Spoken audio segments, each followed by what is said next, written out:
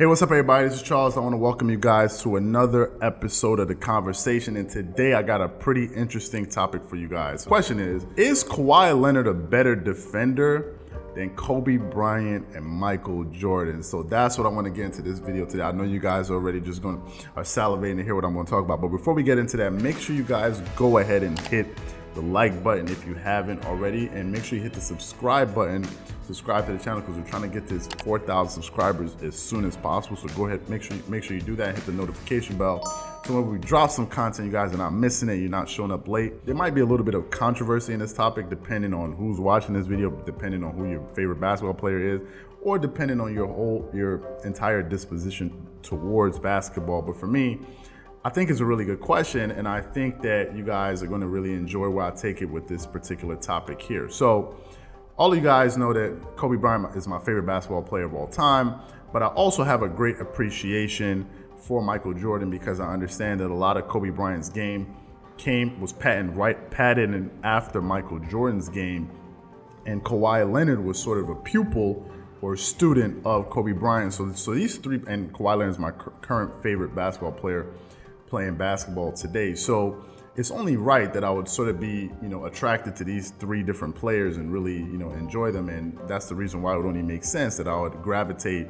towards Kawhi Leonard's game. If we're looking at them on offense, they're very similar. Now, I think the best offensive player between the three is obviously Michael Jordan, because he has, 10 scoring titles, to go with his resume. If we're looking at the second best, then we got to look at Kobe Bryant, because Kobe Bryant has the second highest scoring game in the history of the NBA, and he has 2 scoring titles. So Kobe is obviously the second best offensive player. And then we have Kawhi Leonard, who is currently averaging this season 27 points a game, 7.3 rebounds, and 5 assists. But the difference is between the thing that really makes Kawhi a little bit, similar to MJ is his efficiency, because this dude is shooting 47% from the field and 37% from the three-point line. So he's a very efficient basketball player.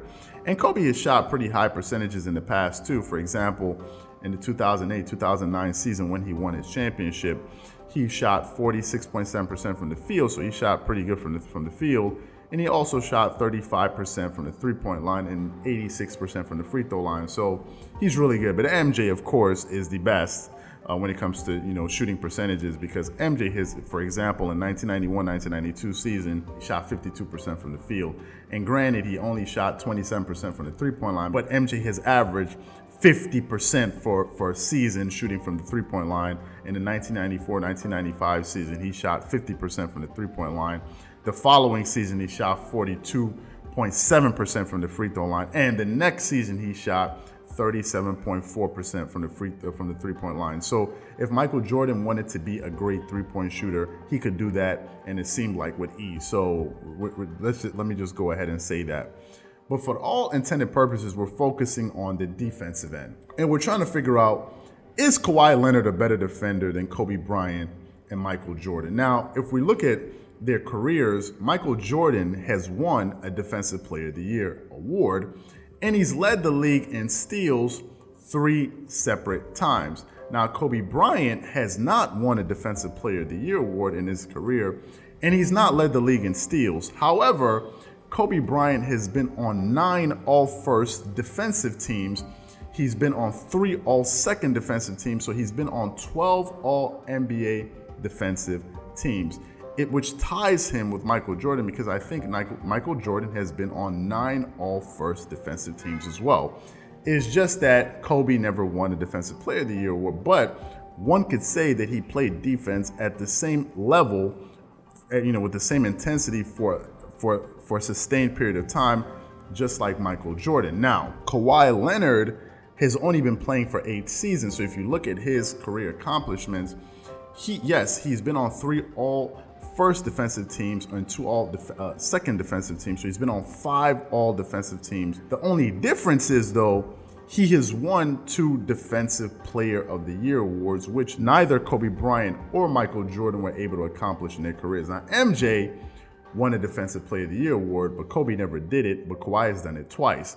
And in fact, one of the reasons he won his first Finals MVP was due to the defense that he played on LeBron James. But not only that, because towards the latter stages in that series, he actually started coming up big and scoring, averaging 20 points a game towards the end of that series. So he really won his first Finals MVP for really his two-way play. That's essentially the reason why he won that Finals MVP, not just because of his defense, but because he also contributed on offense. Now, Kawhi Leonard is no slouch as well, because last season in the playoffs, he averaged 30 points a game, 9 rebounds a game, and I think he led the entire playoffs in steals as well. So he's no slouch, and his productivity just went through the roof. But for us to really look at it at a deeper level, we got to look at some of the competition, especially if we're looking at wing players that these guys had to play against. So if we look at Michael Jordan, for example, some of the best wing players he had to play against were who? Gary Payton, John Stockton, Clyde Drexler. These are some of the players that he had to play against. But if you look at Kobe Bryant in his era, and you look at some of the offensive players on the wing that he had to go up against, you're talking about Ray Allen, you're talking about Tracy McGrady. Kobe had to play against Allen Iverson. He had to play defense against LeBron James. He had to play defense against Carmelo Anthony.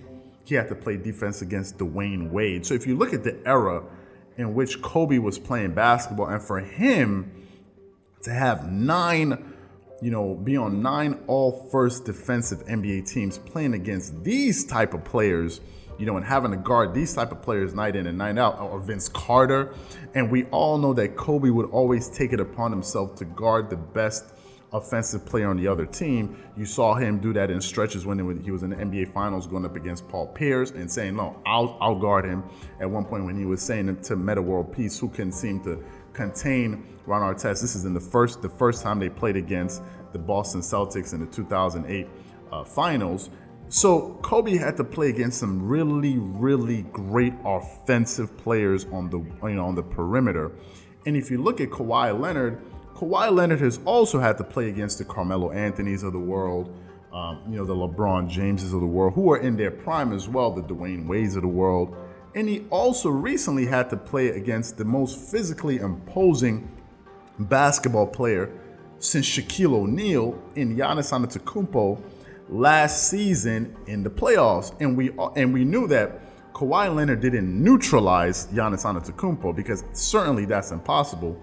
Instead, what he did was he made him shoot less efficiently whenever he was playing against him. Whenever he was being guarded by him, I think Giannis only shot 30% from the field versus everybody else. And I think him playing against Giannis and being able to really affect Giannis's game offensively, I think it is his greatest argument as a defender over Michael Jordan and Kobe Bryant. Now, the question you guys have to ask yourself is this. If you guys are leaning towards Kobe or towards MJ, the question you have to ask yourself is, do you think that Michael Jordan and Kobe Bryant would have been able to do a better job on Giannis Antetokounmpo than Kawhi Leonard did? Now, let me just say, Kobe is my favorite basketball player of all time. I'll say it again.